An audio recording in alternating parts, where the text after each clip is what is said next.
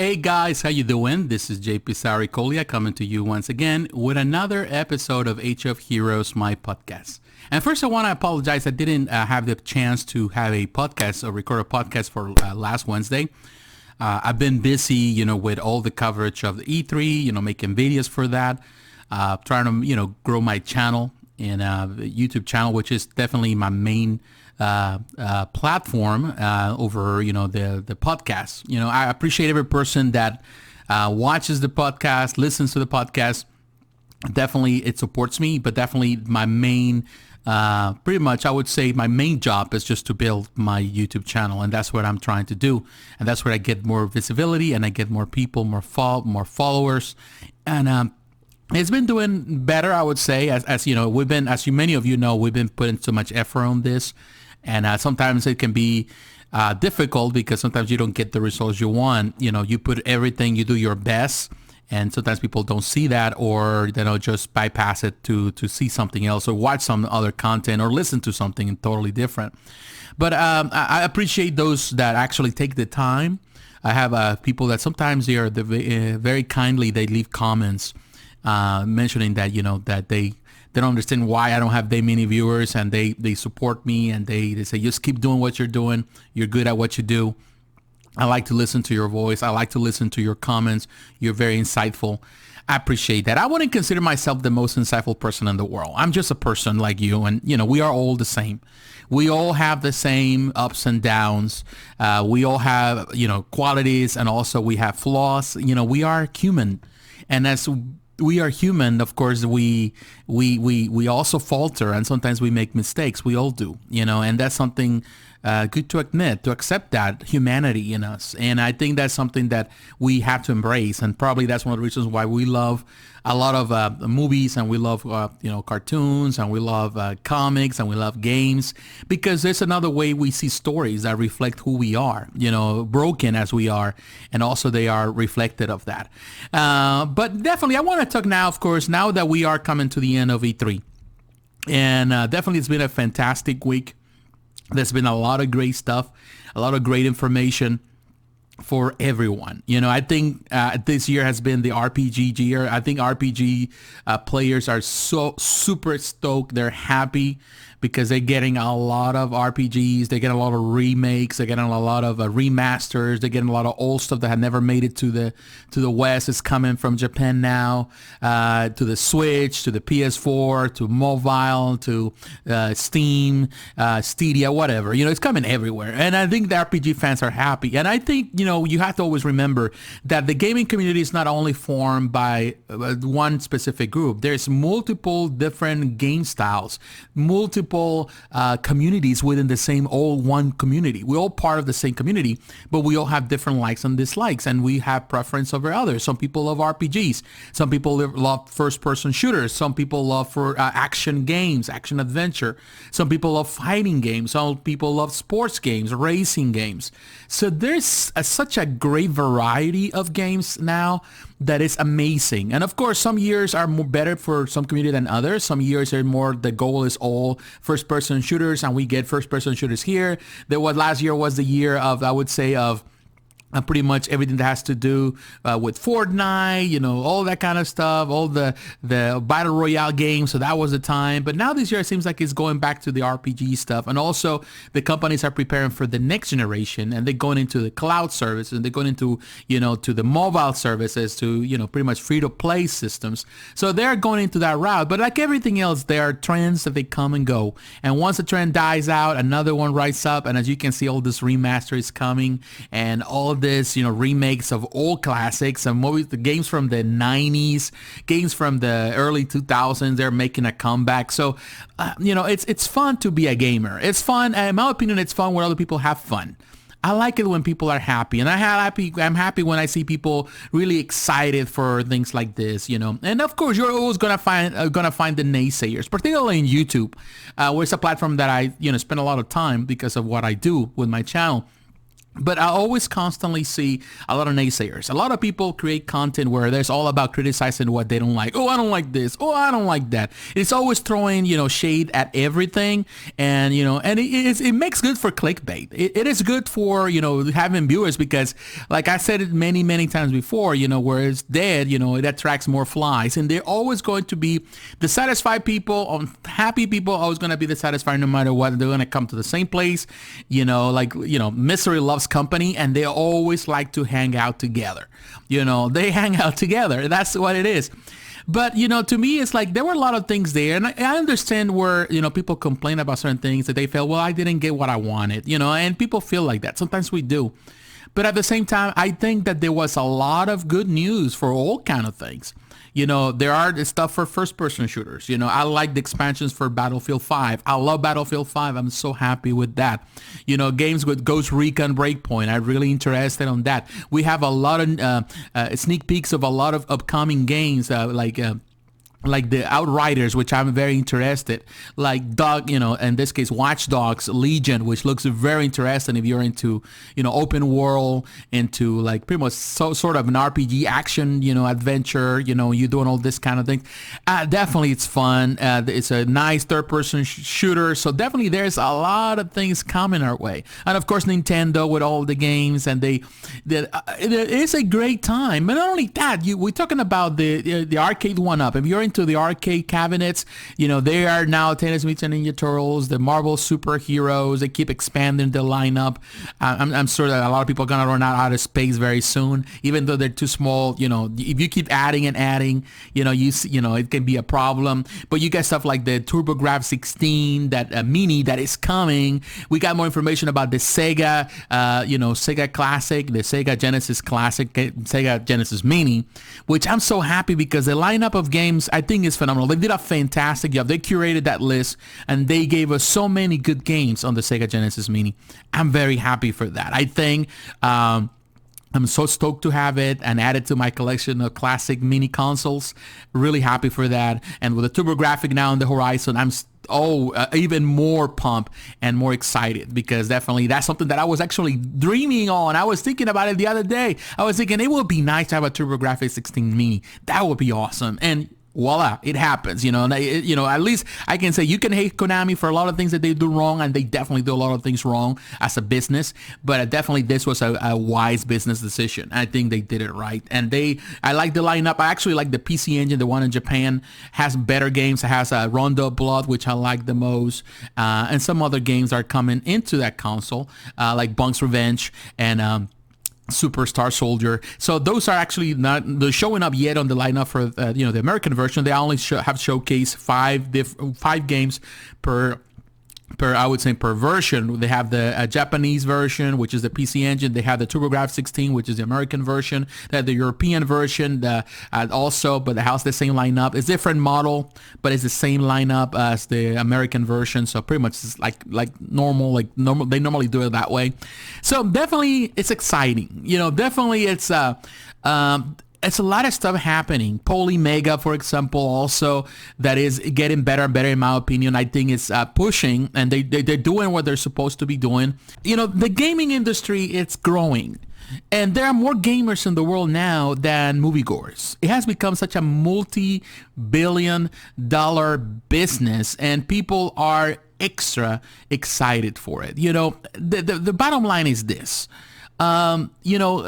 As time progresses, people are becoming gamers and gamers. People spend more time playing games than they do anything else, any other type of hobby, whether it's, browsing the internet, whether it's watching movies, whether it's people get engaged into this universe. As they get into this time, they spend countless hours reliving the stories, making friends, and it's a new world. It's a new order, I would say, which is good and is bad. It's good because it globalized the world for us. We are able to communicate with people that we never had the chance before. We are able to make friends and do things together as the community of the world, not necessarily as divided nations.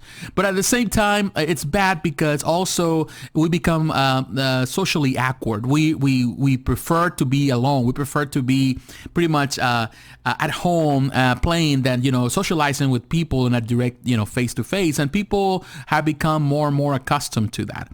And unfortunately, what it does cause is that people don't understand that there are walls, invisible walls of communication between people, how to communicate with others. We don't have those ability anymore because now we feel safe in this bubble that is the internet, and we can say whatever we want to say. And we all victims of that, and we all are actually part of the problem. I've been part of the problem. I have sent things to people, really mean stuff online when I'm upset, and people say something and I respond. And sometimes you wouldn't say that face to face.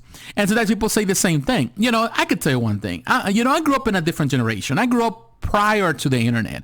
So back in the day, if you had something to say, you would say it, face to face, no problem. Get into a fist fight. I got into so many fist fights when I was young. I was a troublemaker. And I never back down. I never back down to anyone, and I still don't do it.